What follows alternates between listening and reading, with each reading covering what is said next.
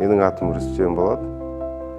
Қарғосқа жұмыспен келгелі бері 15 жыл болды. Осы орталықта 2013 жылы үлкен жоба бастадық. Сол кезде 2013 жылда осы орталыққа Қазақстан жағынан бірінші инвестор болып келді. Сол жылдан бастап, құрылысты бастап, үлкен логистикалық жоба бастадық.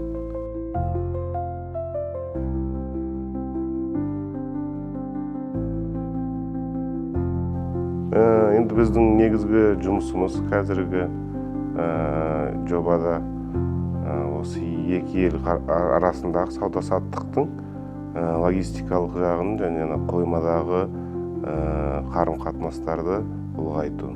Өйткені екі жаққа да Қытай жағына, Қазақстан және Еуропа жағына шығаратын қойма керек.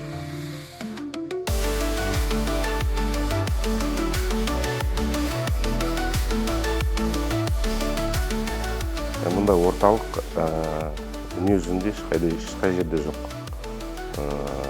Екі жақтан, екі мемлекеттің және басқа мемлекеттердің адамдары кіріп, виза жасамай, бір-бірімен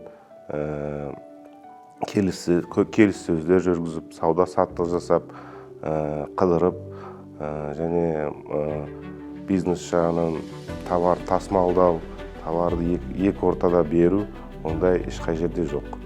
Сол үшін географиялық жағынан біздің екі мемлекеттің жасаған орталығы өте логистикаға өте қолайлы.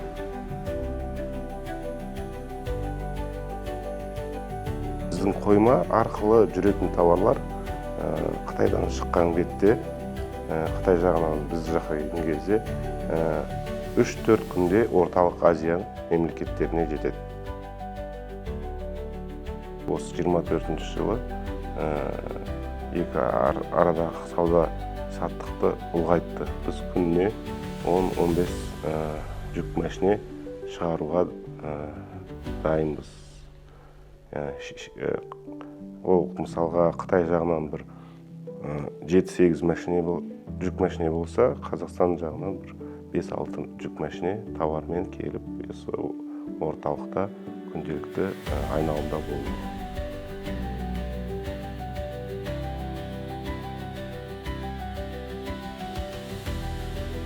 Екі мемлекеттің адамдары бір-бірімен жақын танысады. Екі мемлекеттен бөлек басқа мемлекеттер. Осы жаққа келіп, алдымен товармен танысады, сосын адаммен танысады. Сосын қалғансын осы жақта мәдениетмен танысады. Үлкен мәдени орталық болады бұл жақ.